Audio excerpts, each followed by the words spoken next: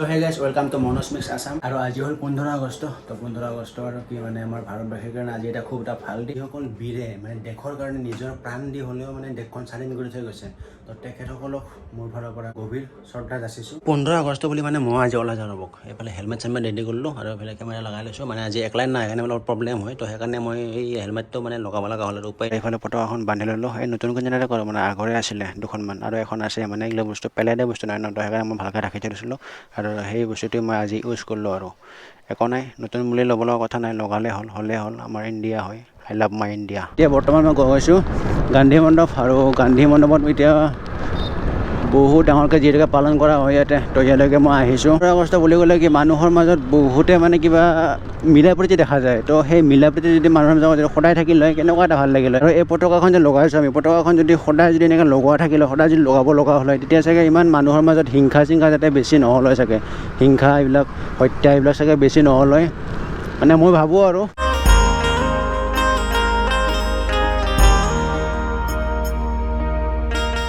Guys finally মই সোমাই আহিলোঁ আৰু গান্ধী মণ্ডপৰ ভিতৰত তো টিকেট মানে এইবাৰ টিকেট চিষ্টেম কৰিছে তো টিকেট 20 টকা লৈছে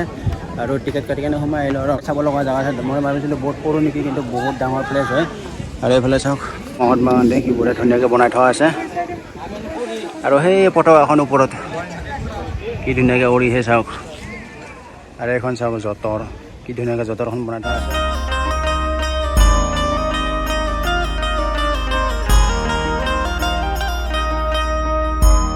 আৰু এইটো হৈছে সংগ্ৰহালয় মানে আছে আৰু কিবা কিবি আগৰ পুৰণা বস্তুবিলাক মহাত্মা গান্ধী মানে কিবা আগৰ পুৰণা বস্তুবিলাক ইয়াতে আছে আৰু আগফালে এটা বহুত ধুনীয়া এটা ভিউ আছে পুৰা গোটেই গুৱাহাটীখন দেখা যায় মানে একবাৰ দেখাই আছোঁ ৰ'ব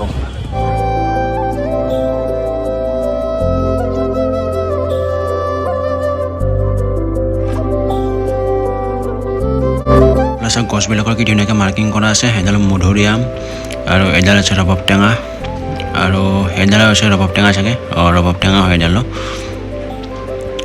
আৰু এইফালে চাওক এখন চাগে ষ্টেজ হয় মানে কিবা প্ৰগ্ৰাম চগ্ৰাম মানে ষ্টেজ বনাই আৰু এখন আৰু এতিয়া মই অলপ পিছফালৰ ভিউটো দেখাই আছোঁ পিছফালে মানে বহুত ডাঙৰ এৰিয়া হয় মই ভাবিছোঁ সৰু বুলি ভাবিছিলোঁ কিন্তু বহুত ডাঙৰ এৰিয়া মই পিছফালতে দেখাই আছোঁ এতিয়া অলপ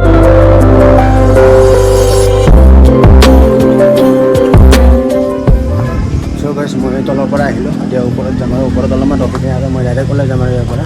গান্ধী মণ্ডপৰ পৰা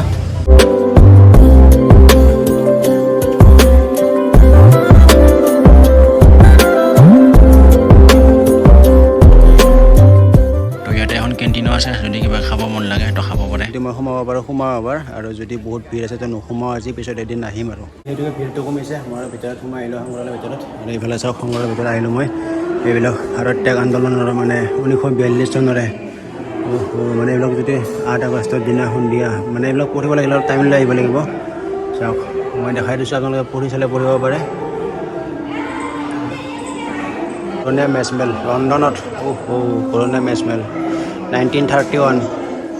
এখন চাওক Mahatma Gandhi truth is gold আৰু এইফালে চাওক প্ৰতিমূৰ্তিটো এইফালে চাওক যঁতৰখনো কি ধুনীয়াকৈ বনাই থোৱা আছে চাওক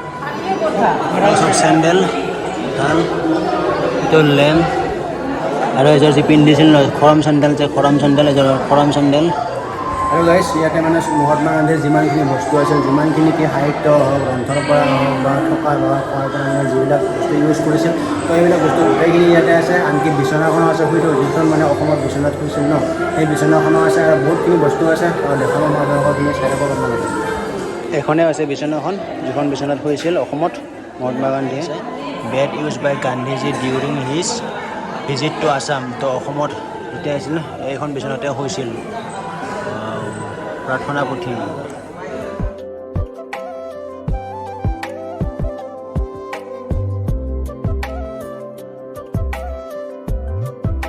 আৰু এইবিলাক আছে গান্ধী সাহিত্য গোটেইখিনি ইয়াতে আছে হেৰাম 30/01/1948 বালিত অমলিন হৰিৰ চাপ আৰু চাওক ইয়াতে আছে অবিভক্ত অসমৰ স্বাধীনতা সংগ্ৰামীসকল এইবিলাকৰ পৰা মই প্ৰণাম জনাইছোঁ মজেৰিবা কনকলতা বৰুৱা কেংকি মেগু জ্যোতিপ্ৰসাদ আগৰৱালা কুশল কোঁৱৰ ৰাণী গাইডিনলিউ মুনিৰাম দেৱান আৰু এইটো কি হিউকিয়াং নংবা আৰু বীৰ টিকেন্দ্ৰজিৎ সিং আৰু এইফালেও আছে হাইপো জাৰুৱা নানো মীনা আগৰৱাল ৰেৱতী লাহন পাওনা ব্ৰজবাসী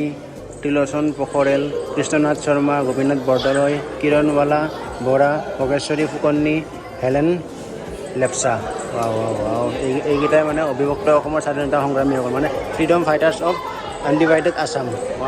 আৰু ঘৰটো কি ধুনীয়াকৈ বনাই থৈছে বাপৰে, আল্টিমেট মানে কেনেকুৱা লেভেলত ঘৰটো বনাইছে চাওক না। এইটো হয় সেৱাগ্ৰাম আশ্ৰম ৱাৰ্ডা।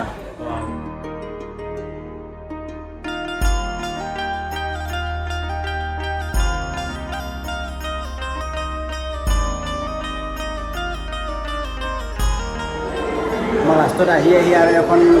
পালোঁ মই গান্ধীজীৰ কাৰাবাস, মানে গান্ধীজীৰ কাৰাবাস মানে মই পঢ়াৰ লগে লগে মানে মনটো অলপ কিবা লাগি গৈছে, মানে বেয়া লাগি গৈছে। যিজন মানুহ কি আমাৰ মানে কি ক'ম আৰু, অকল নিজৰ স্বাৰ্থৰ কাৰণে এইবিলাক মানে কাৰাবাস কাটিব লগা হোৱা নাই, অকল দেশৰ কাৰণে কাৰাবাস কাটিব লগা হৈছে। সেইটো মানে বহুত মানে ভাষা নাই ক'ব, কি ক'ম আৰু। এখন দেশৰ কাৰণে নিজৰ মানে প্ৰাণ আহুতি দিছে, নিজৰ জীৱন মানে দিব দিছে। দেখাই আছোঁ কিমান চনত ক'ত দক্ষিণ আফ্ৰিকাত আছে, ভাৰতত আছে, মই দেখাই আছোঁ চাওক। চাওক গান্ধীজীৰ কাৰাবাস দক্ষিণ আফ্ৰিকাত। এইবিলাক কৰি লওক, মই দেখাই আছোঁ কেমেৰাটো।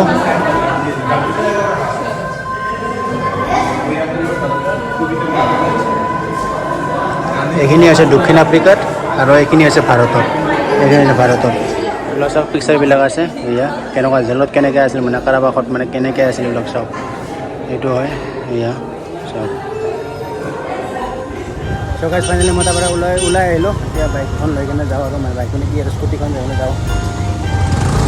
মই ৰুমৰ পৰা ওলাই আৰু ৰুমত যাওঁ। এতিয়া বাজে 2টা বাজিলে প্ৰায়, ভোকো লাগছে, ভাত খাব লাগে। আৰু